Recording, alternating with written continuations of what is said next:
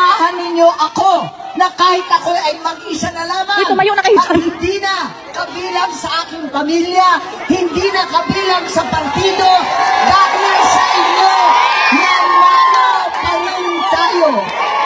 Sa inyong lahat, ako'y nagpapasalamat, hindi ninyo ako iniwan.